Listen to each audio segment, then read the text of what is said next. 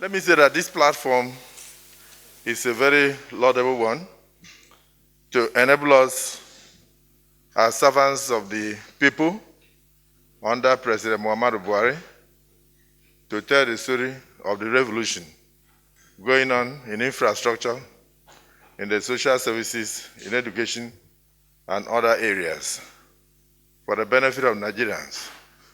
Many Nigerians are already aware, but this one is for the doubting Thomases, those who insist on seeing the side of Jesus where the spear entered. They want to put their hands inside. That is why this platform is a very good one.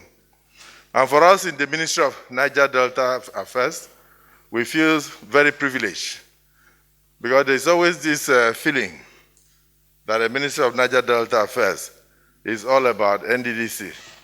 And that answer is totally no.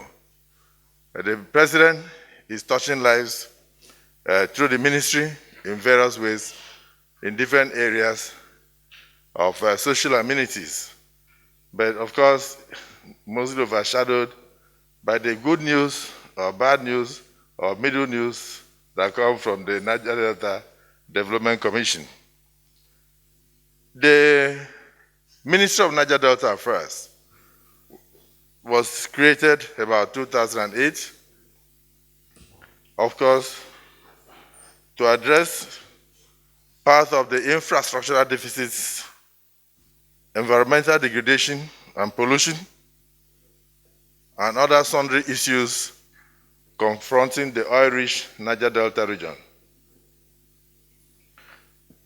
I will go to the main points because it's been in existence from 2008 and a lot of things have been going on. But I'm sure the point of interest for Nigerians today will be the East-West route, like he mentioned. The East-West route was started in 2006. The project happens to be a dual carriageway that spans a total of 338 kilometers with about 41 numbered bridges. People are not aware. 41 numbered bridges. Of course, when we inherited the project, there was a lull of about 4 years. And then the project was part of what they call the PIDF, Presidential Infrastructure Development Fund projects, under the Sovereign Wealth Fund. But there was a slight problem. The issue was, what do we do? Are we going to treat it as a greenfield project where we provide toll gates to recover the monies?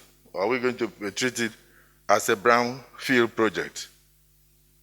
In reality, when I took over office as a minister with my colleague, the Minister of State, August 21st, 2019, the project had gone very far, over 80%. So what was left was not so much. And therefore, it couldn't have been a greenfield project where we go for commercialization instead of providing social amenities. And so there was that problem of going into a contract on how to recoup the money.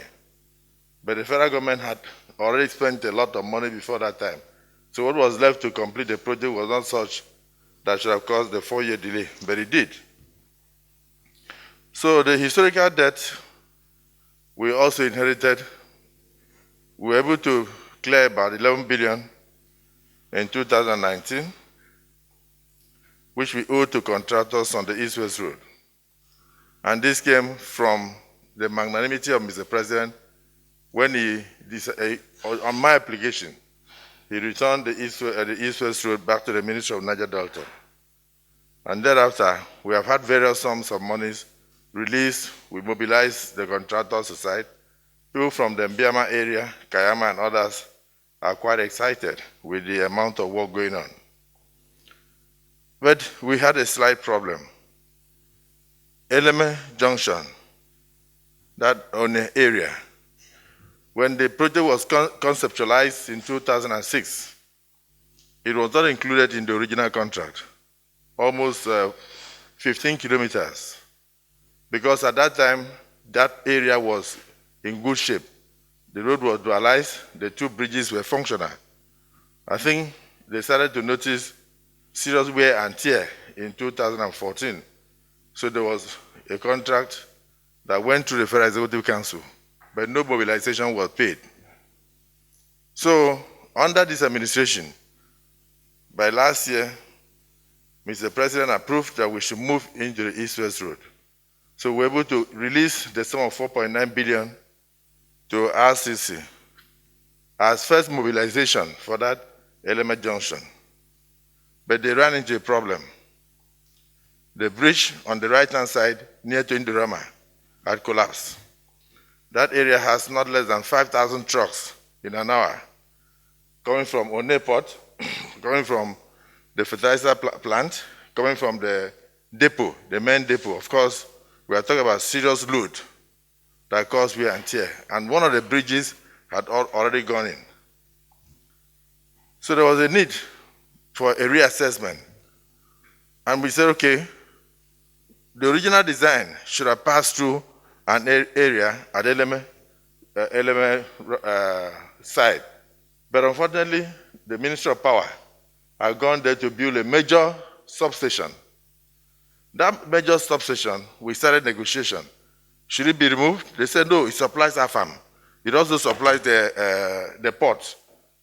It will cost 10 times the amount to remove it instead of doing a redesign to bypass it. So all I can say, without going into too much detail, is to ask for patience on the part of the Eleme local government people, on the part of Niger Delta people, and also on the part of Nigerians. We are alive to our responsibilities. These details you probably would not have had, but for this briefing, because I don't believe we should run government on the pages of newspapers. So we have gone very far, working with some consultants, including the Ministry of Works. We are redesigning the entire area.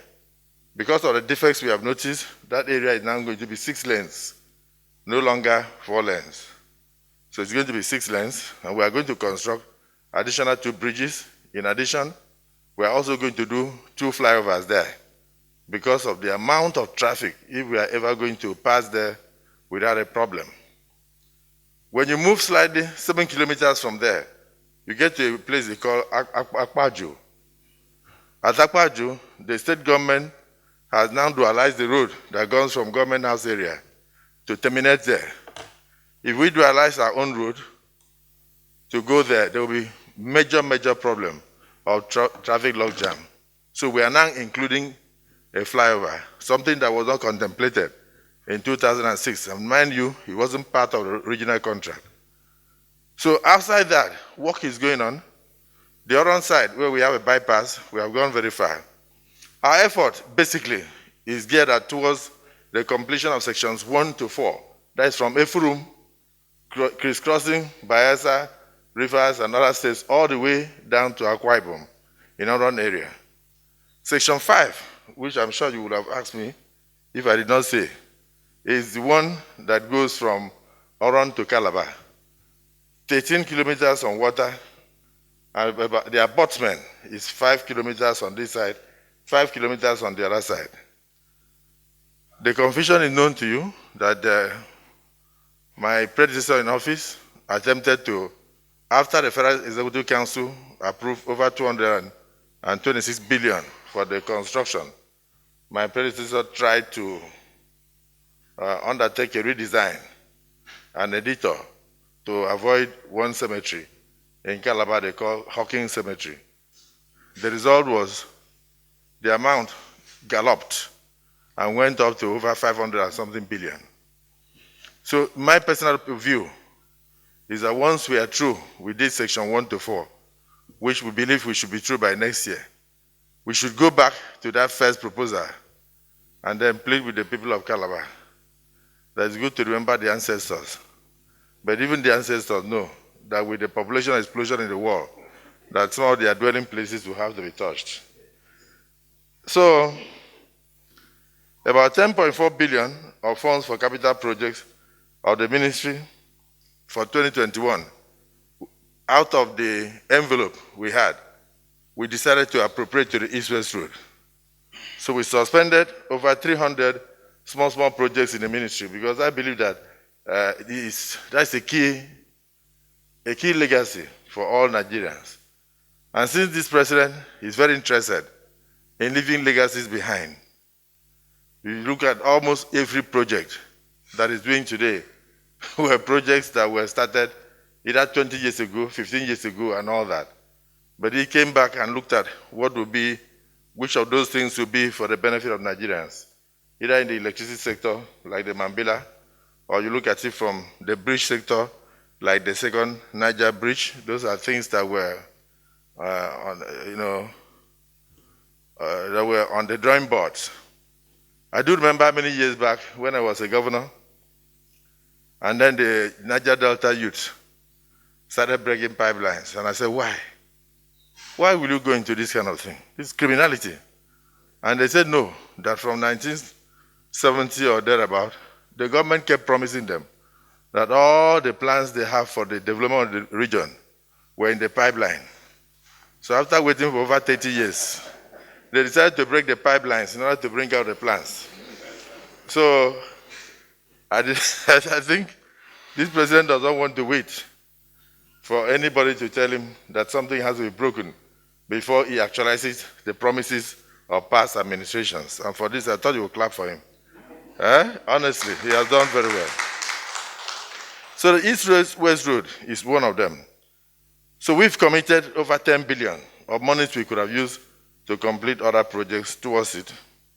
And to the glory of God, about 7.4 billion has already been paid, and then we have disbursed to contractors, and they are all on site. Then, additional funding of about 35 billion is expected from the Ministry of Finance, and of course, we also brought up an ingenious way that some of those new constructions, like the flyovers and the bridges, could be handled by the Nddc. Because I happen to supervise the Nddc, and unfortunately, after 20 years of existence, I've not seen 5 kilometers of dualized road done by Nddc. But I've seen over 2-3 trillion spent by Nddc, but I haven't seen the trillion projects on the ground. And I've also not been able to see major thing that has touched the life of the people so far. But we are still searching. That's why we are still searching. I'm sure we'll find where some of those monies went into, and then where those projects are hidden. So long as in the Niger, we're going to find them so that we can justify the sum so far spent. So we suggested that the Nddc should also come in and then budget the sum of 35 billion in 2020 budget and 2021 budget, specifically for those new infrastructure that we are putting on that East-West Road, because those ones were not even contemplated, both in 2006 and in 2014, and we are committed to doing that. So, in conclusion, we want also to appeal to Mr. President, and we've already done that by letter, that whatever money would have remained to enable us join to complete that road by next year for him to commission, we should be included in the 2021 Sukuk funds. And so that application I've submitted through the Office of the Chief of Staff. And the amount we are looking for is not much.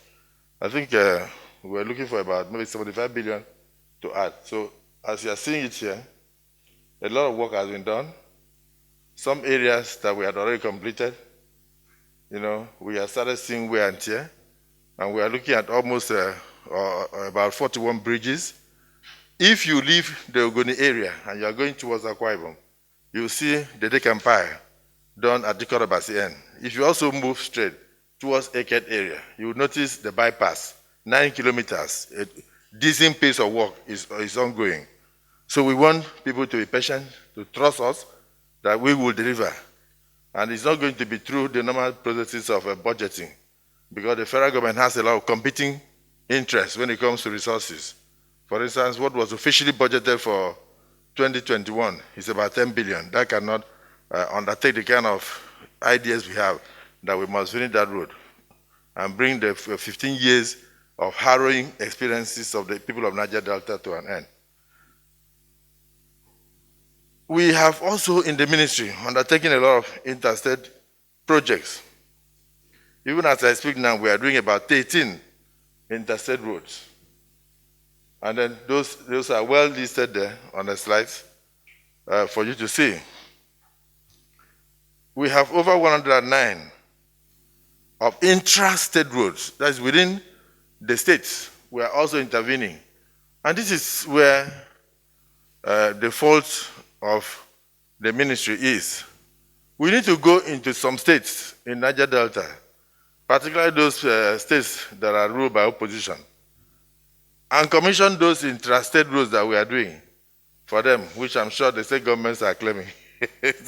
so they will know that those things are also done by President Muhammadu Buhari for the people of the Niger Delta region. And we are looking at over 109 of them right inside there. Oh, okay. So you can see in Abia State we are doing about 4, in Abia about 4, Kwaibom about 9, Bayelsa about 5, Cross River alone we are doing about 32. What happened? So in Delta, maybe they had very bad roads. In Delta, we have about 14. In Edo, we are doing about 18. In Imo State, about 11.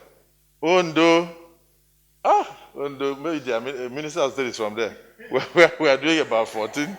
And Rivers already,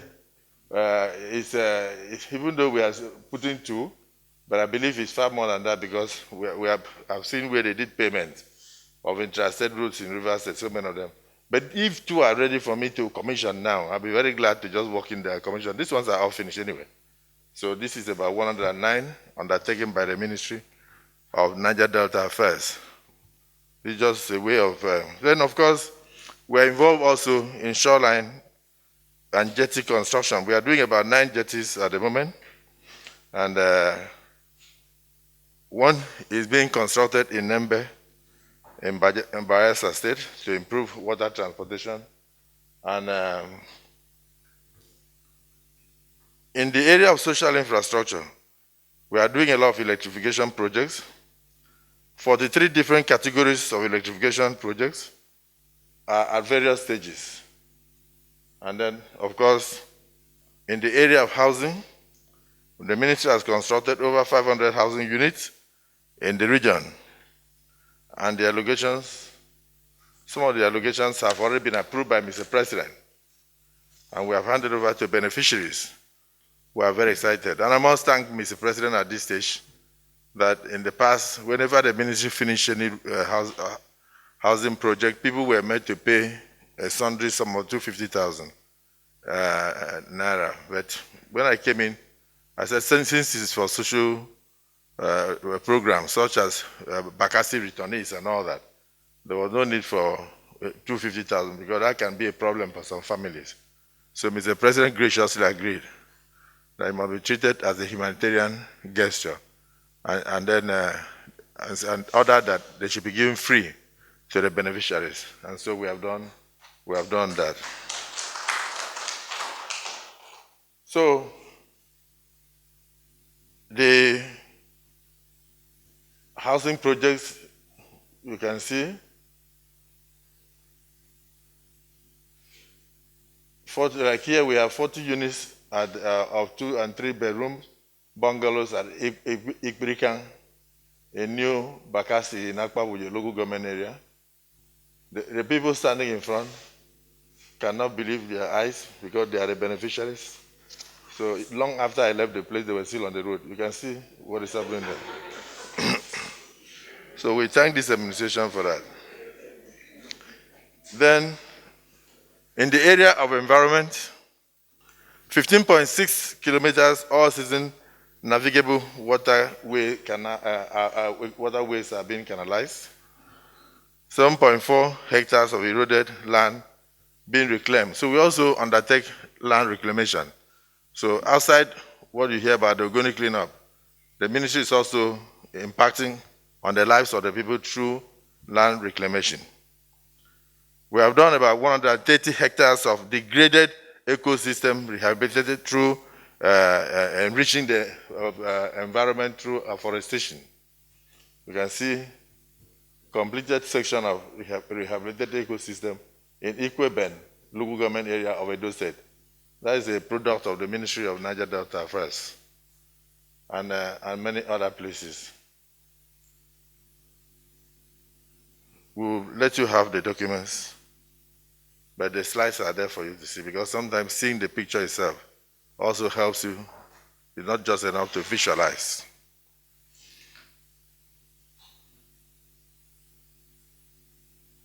We have constructed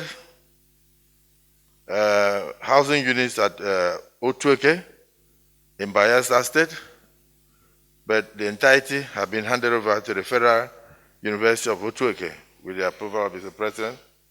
The one at Agada,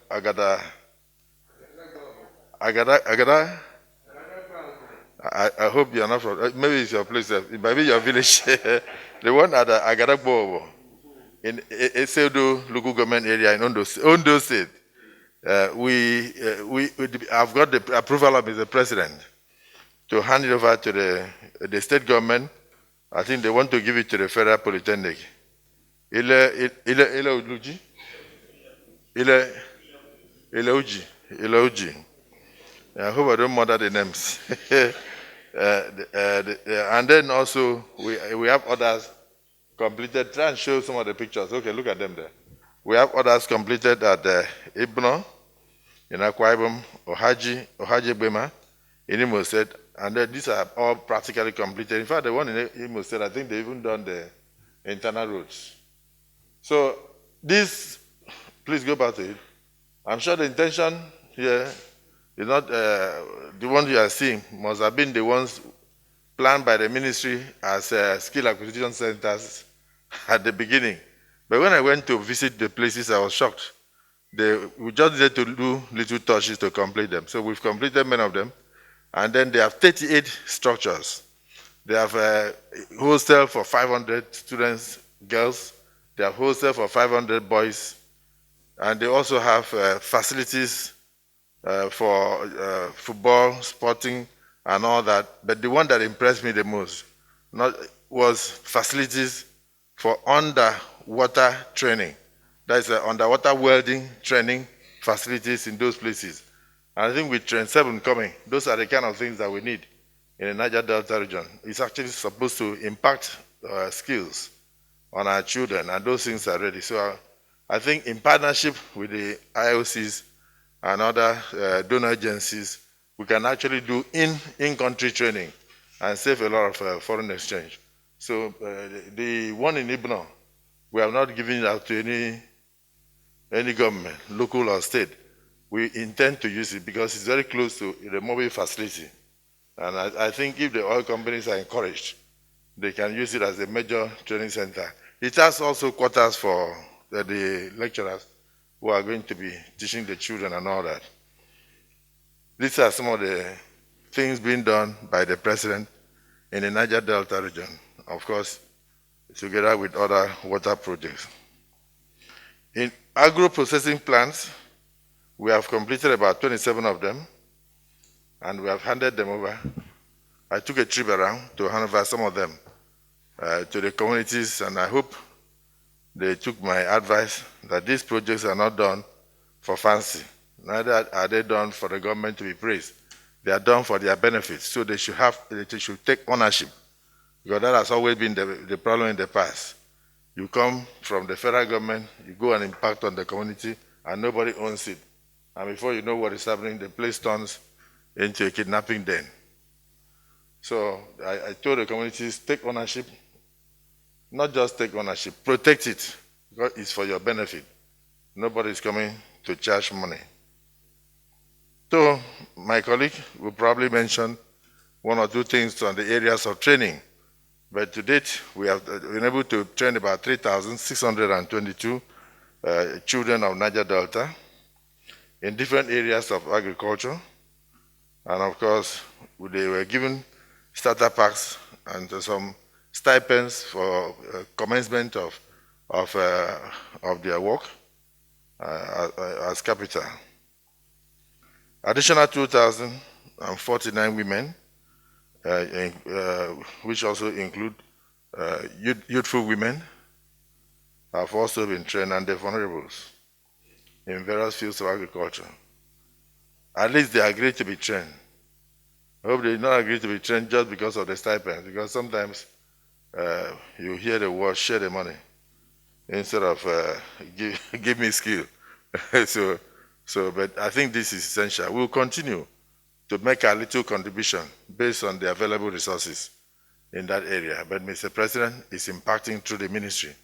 And these things are not things that are allowed, because he is pro-poor and is a grassroots person. So he's more interested in the grassroots. That's why he has taken interest in what the ministry is doing. And we are very determined to make sure that we make our own impact in the society, in the Niger Delta region. So, ladies and gentlemen,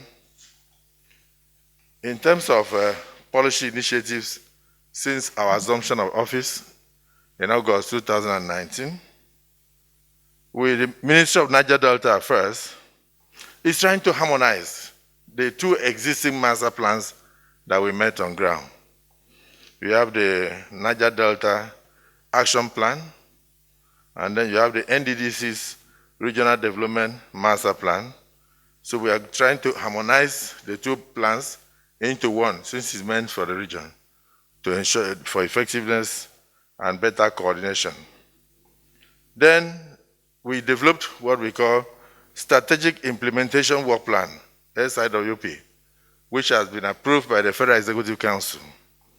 Now this plan, approved by FEC in March 2021, has its own e-portal and is accessible at www.siwp.ng. This will result in joint accountability, elimination of projects duplication, wastages of scarce resources, as well as preventing abandonment of projects in the region. The intention is that at the touch of a button, the oil company, whether it is major or not, the ministry that wishes to put a project in an area will be able to know what is already done there. So we invite even the state governments to also key their projects in.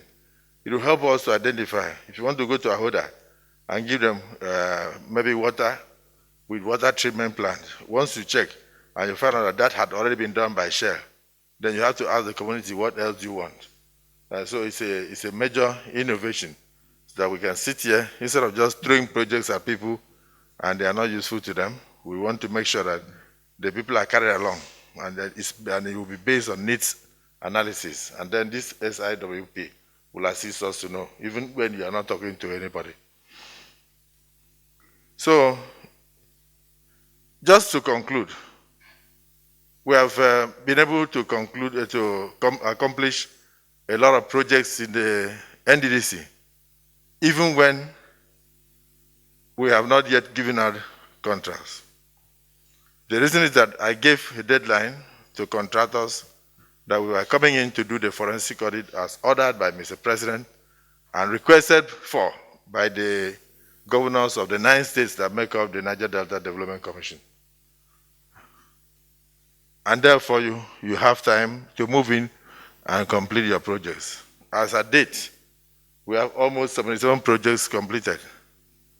In fact, as at the last count, at least 74 of them happen to be road projects.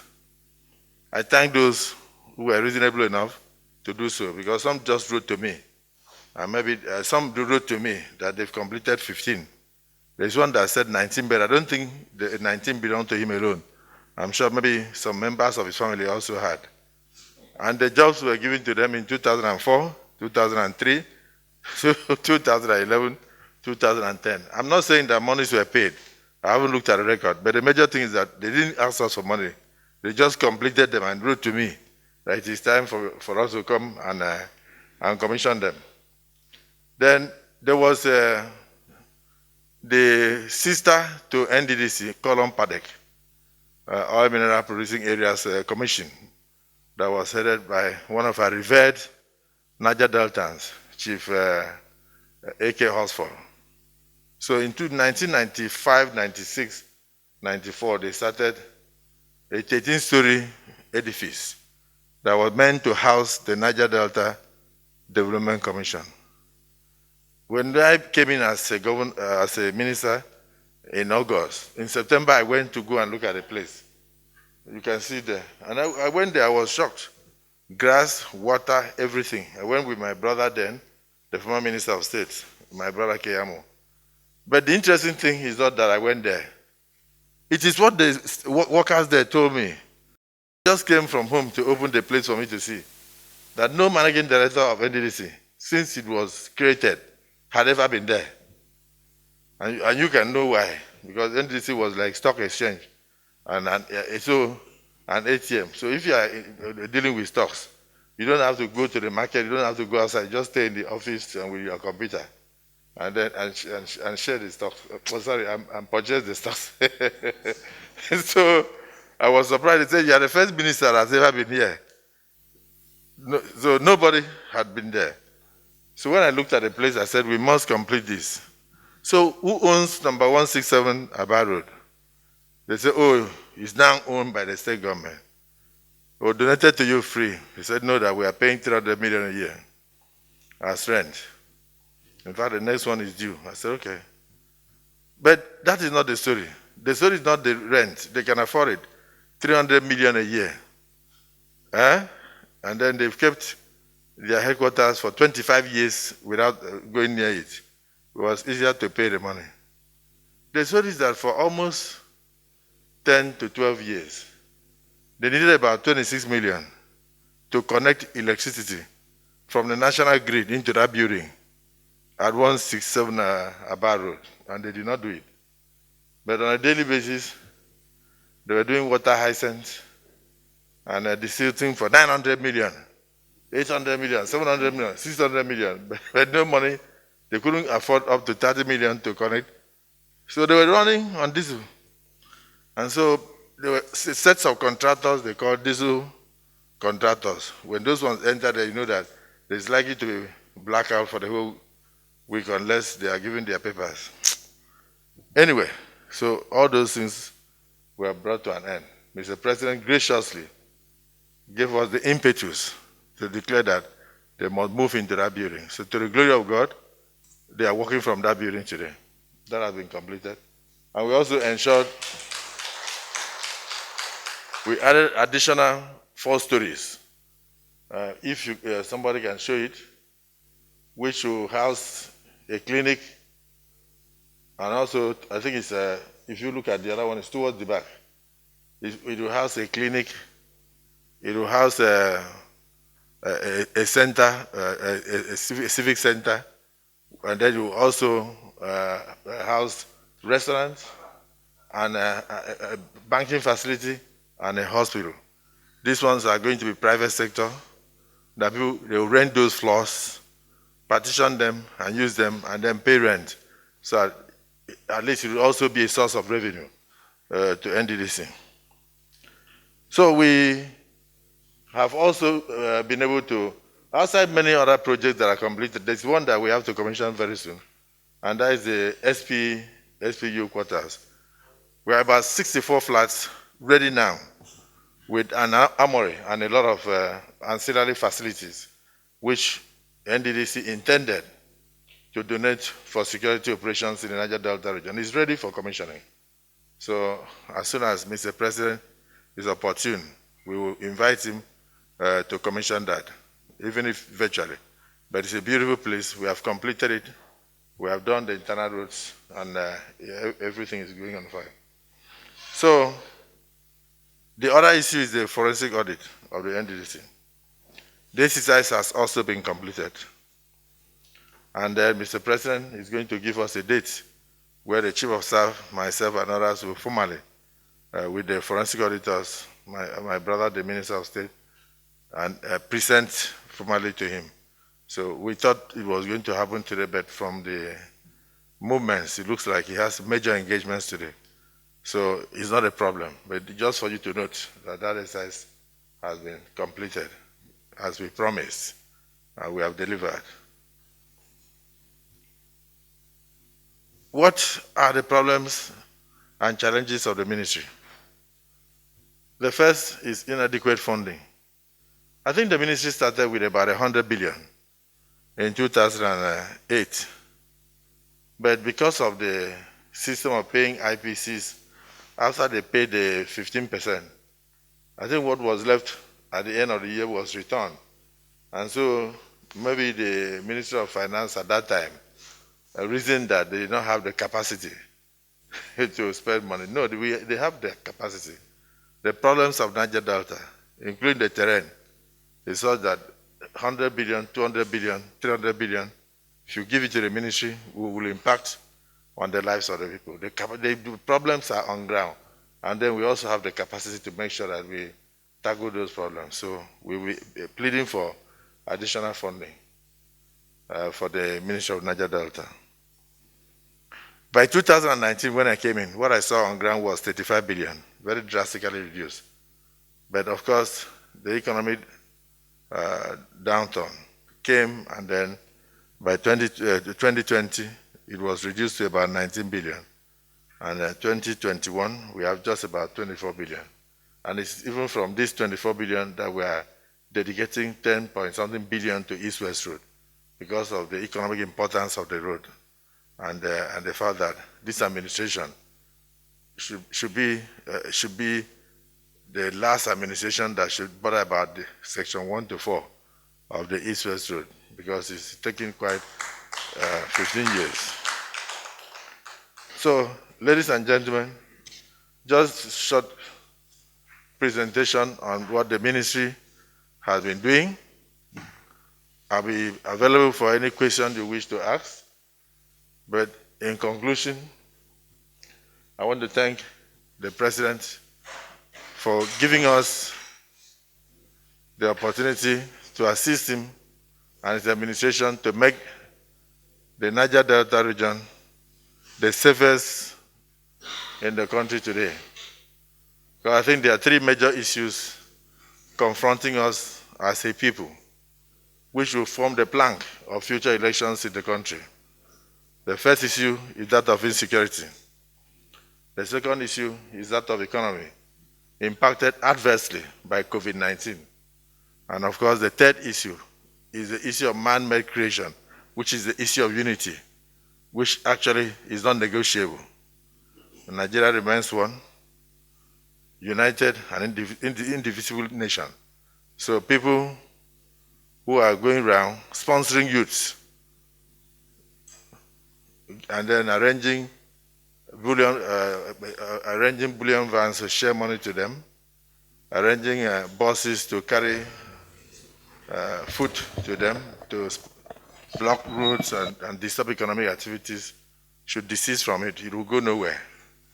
But no amount of threat will make us to lose focus on the unity of this country. We believe strongly in that. And I thank the people of the Niger Delta region, particularly the South region, for making a vow, together with their governors, that they will never believe in secessionist shouts here and there. We remain one with Nigeria, and together we shall grow. Thank you, gentlemen.